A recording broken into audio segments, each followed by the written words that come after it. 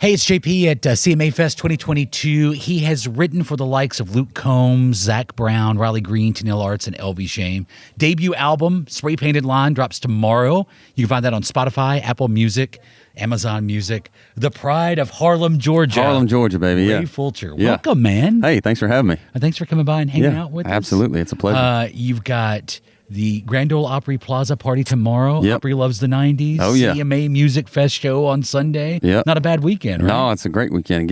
Drop the album, get all the, CMA Fest is back, which feels like the official we're back celebration, after being shut down for a couple of years with COVID and, just getting to interact with the fans and bring new music to them in the midst of all that is pretty cool.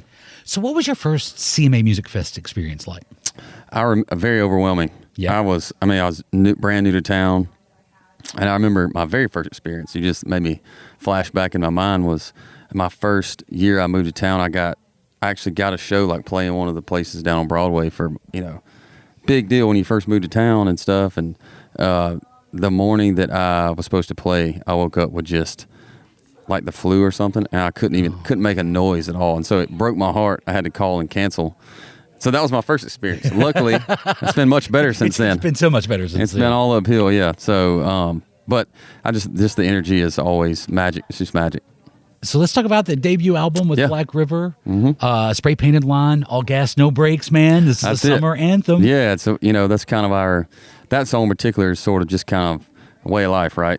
For us, it's like whether you're in love or whether it's in life or whatever, doing it kind of pedal to the metal. And Spray Painted Line's my debut album, and I think I moved in 2014, so in a lot of ways it's been an 8-year kind of process, even through the songwriting success and everything. It's kind of led up to this point for me as an artist. And so, I think it'd be a good foundation, kind of good starting spot. And kind of, the Spray Painted Line is, people have been asking me, what does that mean? What's the first line in the first song, All Gas, No Brakes? But in that song, it's kind of a starting point for the race. And in a lot of ways, that's what a debut album is. It's kind of a starting point. So what made you decide, or what was the thought process to make this the debut single and put it out ahead of the album?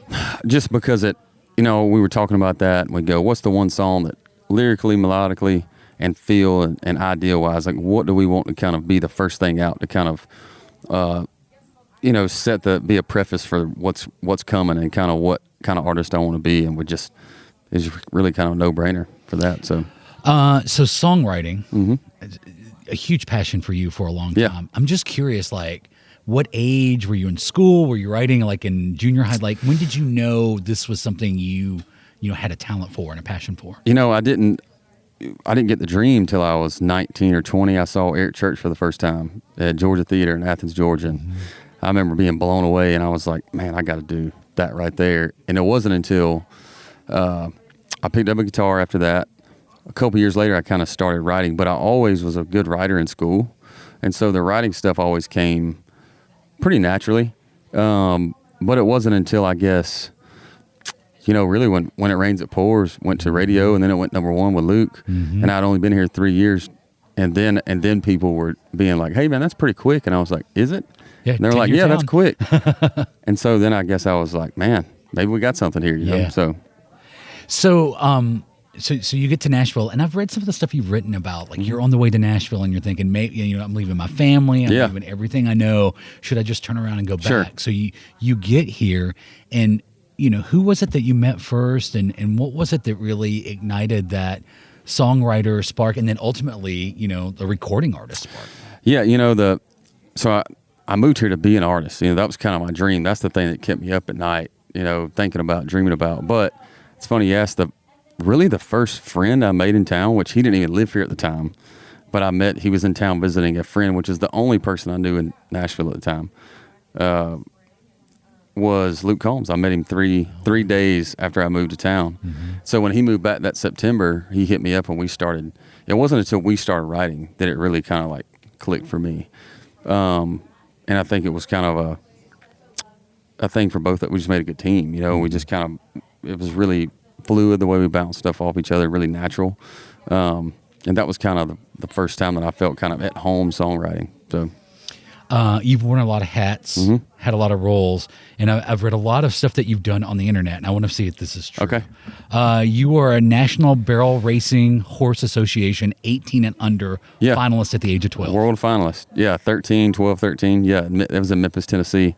And it was shortly thereafter that I kind of turned my attention to kind of, at the time, sports, kind of full time, the prototypical sports, football, baseball, and stuff. But yeah, made the world finals. Didn't win, but it was a win for me. And do you still race or do a barrel race? No. You know what? I hadn't been on a horse in a long time. Yeah. And I miss it. I miss it sometimes because that used to be every weekend for years and years. But I think, one day when the time's right, I'll probably get a couple horses out there in the back. Well, they say it's like riding a horse. So if you do it again, I know that's the saying, right? Come back to it. Yeah. You have a master's of social science and education. Yes, I do. So you got something to fall back on. Right. Got a plan B. Hope I don't ever need it. But I don't think you will. Yeah. So I was going to be a teacher and football coach, and that's why I stayed. And I worked with the team at University of Georgia, and they actually paid for my master's degree, and so I stayed and got it. And it was kind of right before that started is when kind of music kind of grabbed a hold of me. And then, so by the end of my master's degree, I was like, maybe I want to see what happens over here with music first. And then I had this to fall back on. So you were a car salesman? I was. And yes. Where was the dealership and what kind of car did you sell? Augusta, Georgia. It was Gerald Jones Volvo Subaru and used cars. So most of the time, you're a used car salesman. Used car salesman and new new Volvos and Subarus, which, if you know Subaru and Volvo owners, they're very knowledgeable about their cars. So they knew more than I did about those cars. But I did okay for a while.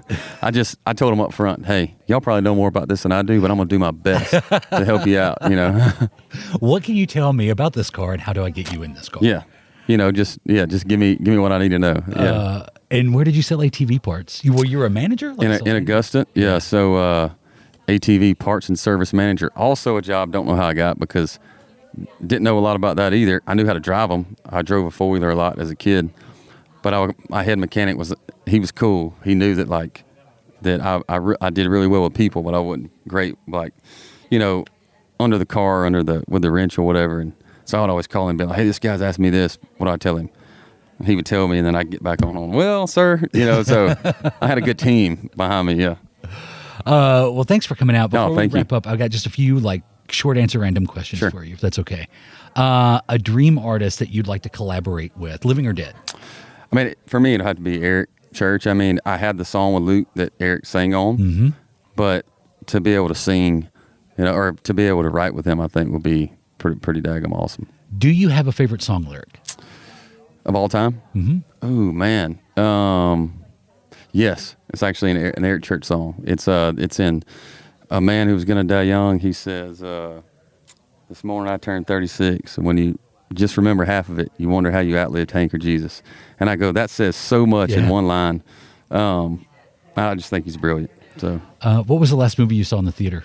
Oh my goodness, I wish it was Top Gun. I really want to see that movie. I want to see it too. I haven't seen it. Halloween, when they remade the last kind of one a couple years ago and stuff. Oh, Halloween Ends comes out this fall. See, well, I'll be back. The third then. one, yeah. I'll be back. That's when you'll be back. Yeah. The last TV show you binged? We Own This City, which is on HBO Max about Baltimore Police Department. It's pretty cool. If you could make a documentary, what would the subject be? Ooh. I don't know. Would it have to be something that I've done or just something to go do? Something you're interested in. You know what? It would probably be sports related, just because it's sports history of some sort. Whether it's, I don't know if it'd be. I'm a big Georgia fan or Atlanta Braves fan, but really into sports history. So it'd be enamored with baseball history and really more baseball history than anything. So it'd be something in that realm. Oh, I love the Braves. They're turning it around this season. They are. But 7 games in a row. I know. They're doing great. Ray, thank you so much for coming Thank you. We can't wait to see you tomorrow night on the Plaza of the Grand Ole It's going to be awesome. Yeah. Thank you so much. Hey, thank you. Appreciate it.